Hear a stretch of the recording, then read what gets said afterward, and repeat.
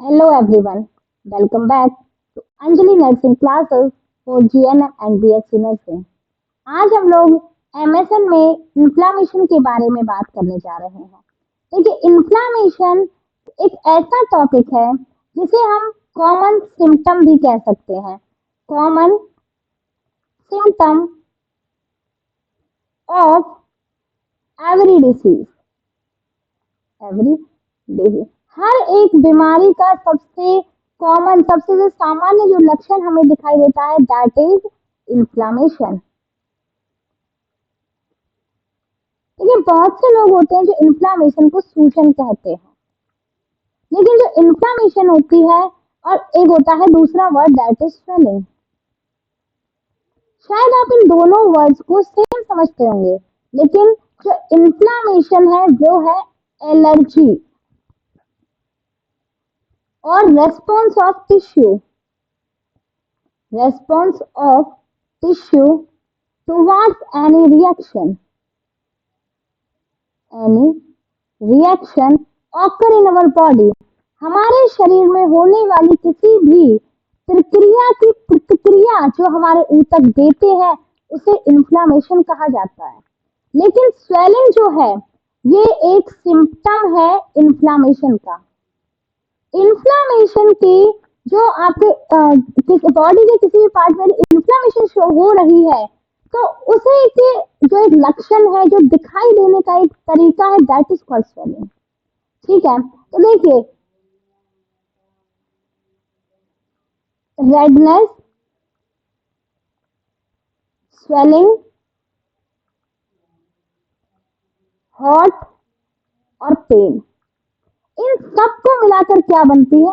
Inflammation. इन सब चीजों को मिलाकर बनता है इन्फ्लामेशन, क्योंकि ये एक खुद में एक बीमारी है। लेकिन जो स्वेलिंग है वो एक ऐसा शब्द है जो केवल बॉडी में नॉर्मल सूजन को शो करता है। नॉर्मल सूजन तो कभी कभी जैसे अधिक गर्मी हो जाए, ज्यादा ठंड हो जाए, उनके कारण भी आ जाती है। यदि आप बहुत ज्यादा रो लेते हैं तो आंखों के नीचे स्वेलिंग आ जाती है। आपने ज्यादा छींका तो उसके कारण फेस पे स्वेलिंग आ जाती है, तो उसे कहते हैं हम नॉर्मल सूजन। लेकिन जो इन्फ्लामेशन होती है उसका मतलब है आपकी बॉडी के टिश्यूज का डैमेज होना या फिर कोई चोट लगने के कारण उस एरिया में, उस जगह पर लालापन दिखाई देना, हल्की सी सूजन रहना, उस एरिया का गर्म रहना और दर्द होना, इन सब चीजों को मिलाकर क्या बनती है? इन्फ्लामेशन।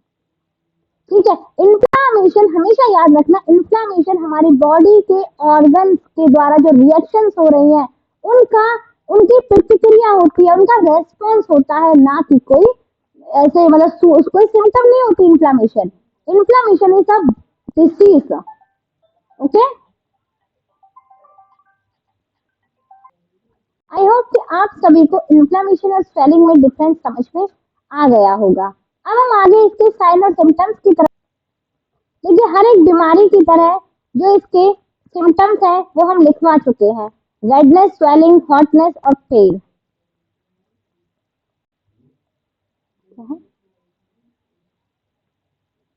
सिम्टम्स। अब चलते हैं रिस्क फैक्टर्स की तरफ। रिस्क फैक्टर का मतलब क्या होता है? हमने आपको पहले ही बताया था, किसी भी डिसीज को जब आप लिखने बैठते हैं तो सबसे पहले लिखिए उसका क्या है, डेफिनेशन। सेकंड उसके सिम्टम्स। सिम्टम्स के बाद में अब हम आते हैं उसके कॉजेस की तरफ कि क्या कॉज होते हैं, क्या कारण होते हैं बॉडी में इन्फ्लामेशन होने के। देखिए, इसमें क्या है? ट्रॉमा, इंजरी, बैक्टीरियल इन्फेक्शन,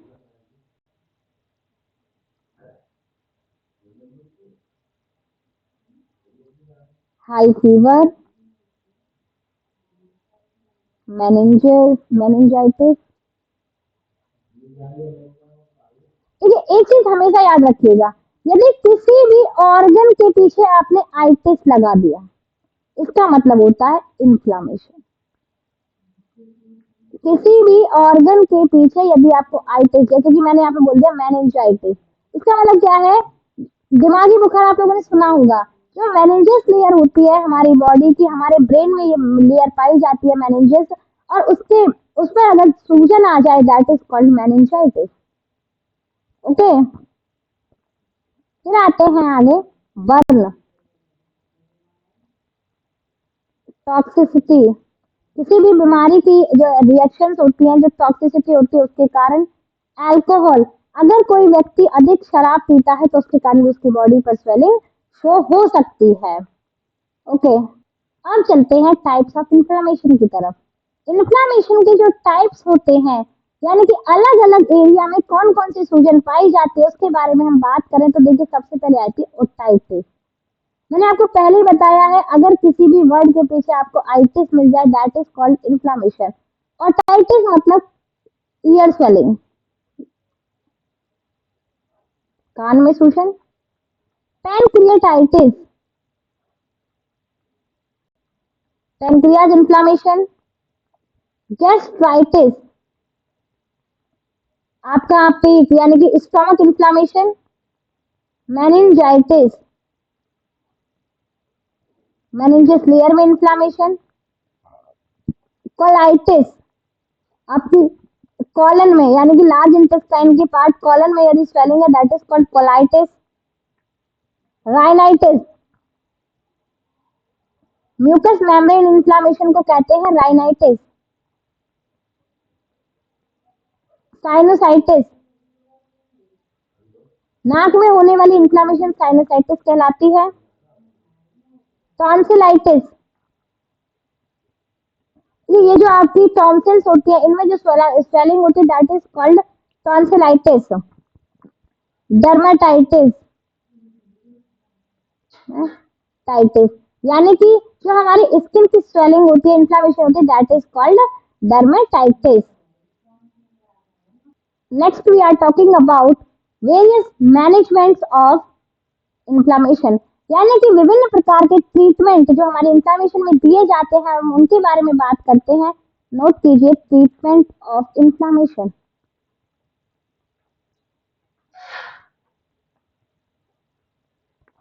सबसे पहला क्या है? नसेज।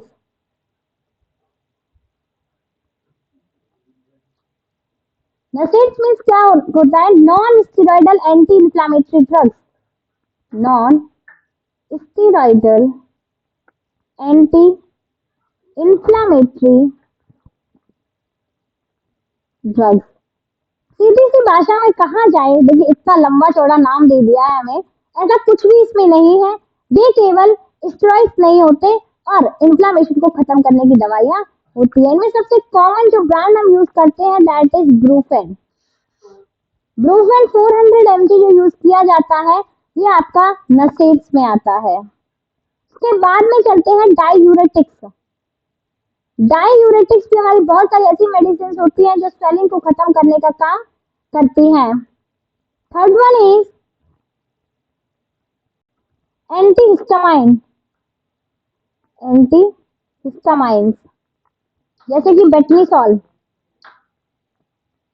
बीटामिथासोन जो सॉल्ट होता है उसकी होती है आपकी बेटनीसॉल। तो ये हो गया आपका treatment, symptoms and risk factors of inflammation. अब हम आज के एक और साइन और सिम्टम्स पर चलते हैं दैट इज वॉमिटिंग। देखिए आज हम केवल उन फैक्टर्स की बात कर रहे हैं जो अलग अलग बीमारियों में सिम्टम्स की तरह शो होते हैं। तो दूसरा हमारा आता है वॉमिटिंग। आप सभी जानते हैं कि वॉमिटिंग जो है वो बहुत ज्यादा, अगर आपके एब्डोमिनल कैविटी या फिर पूरी जो आपकी वो है जो डाइजेस्टिव सिस्टम है उसमें कहीं पर कोई भी डिसीज होती है, कोई भी प्रॉब्लम क्रिएट होती है, उन सभी का मेन सिम्टम क्या होता है? Nausea and vomiting. आज हम वॉमिटिंग की तरफ चलते हैं कि एग्जैक्टली होती क्या है वॉमिटिंग, कौन से साइन होते हैं, इसके क्या सिम्टम। देखिए वॉमिटिंग क्या होता है? Vomiting is forceful expulsion of stomach substances through mouth and nose। हमारे पेट में जो भी सामान है, जो भी सब्सटेंसेस है, उन सभी का बलपूर्वक वापस भेजना, वापस उलेढ़ना माउथ या नोज के थ्रू क्या कहलाती है? वॉमिटिंग कहलाती है। ठीक है, अब आते हैं वॉमिटिंग के रिस्क कॉजेस पर। तो कॉजेस क्या है? Gastritis, brain tumour, food poisoning, intense pen, बहुत ज्यादा कभी कभी सर दर्द होता है उसके कारण भी आपको वॉमिटिंग होना स्टार्ट हो जाती है, हार्ट अटैक, अल्सर्स जो पेट में छाले बनते हैं उनके कारण, माउथ सिकनेस, पेट मुंह में हुई कोई भी बीमारी, mouth sickness, brain injury,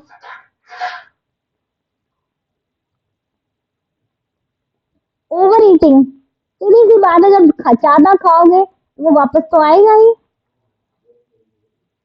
cancer, अगर पेट में एब्डोमिनल एरिया में कोई भी कैंसर क्रिएट होता है उसके कारण, गॉल डिसीज मतलब गॉल ब्लैडर में होने वाली बीमारियां, गॉल ब्लैडर डिसीज,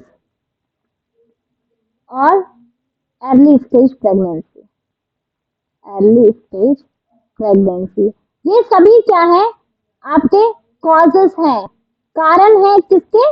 वॉमिटिंग के। वॉमिटिंग के जिन कारणों की वजह से होती है वो सभी रीजन आपके सामने लिखे हुए हैं। अब आज इस वीडियो के लास्ट पॉइंट की तरफ हम चलते हैं, that is treatment of vomiting. Treatment of vomiting, देखिए, जो अर्ली स्टेज प्रेगनेंसी के दौरान होने वाली जो उल्टियां होती हैं उनमें आप कभी भी मतलब बहुत अच्छी ट्रीटमेंट है वॉमिटिंग के लिए, दैट इज ऑनडास्ट्रॉन सॉल्ट। लेकिन प्रेगनेंसी के दौरान कभी भी ऑनडास्ट्रॉन का यूज ना करें। वहीं पर यदि हम डोमेप्रामाइड की बात करें, डोमेप्रिडोन, तो ये इफेक्टिव होता है, इसे आप नॉर्मल वॉमिटिंग या फिर प्रेगनेंसी वॉमिटिंग किसी में भी दे सकते हैं। तीसरा है स्पाइसी फूड अवॉइडेंस, मतलब अधिक मसालेदार खाने से परहेज करें। ईट सम सॉर और बिटर, कुछ खट्टा खाना खाएं जिससे कि वॉमिटिंग खत्म हो। Drink light beverages like soda और कोल्ड ड्रिंक्स, इनसे वॉमिटिंग होने से रोकी जा सकती है। इसी के साथ में हमारी ये वीडियो यहीं पर एंड होती है। आज हमने इन्फ्लामेशन और वॉमिटिंग के बारे में पढ़ाई की। कल हम ऐसे ही नए किसी सिम्टम्स के बारे में स्टडी करेंगे। Okay, thank you, have a nice day all of you.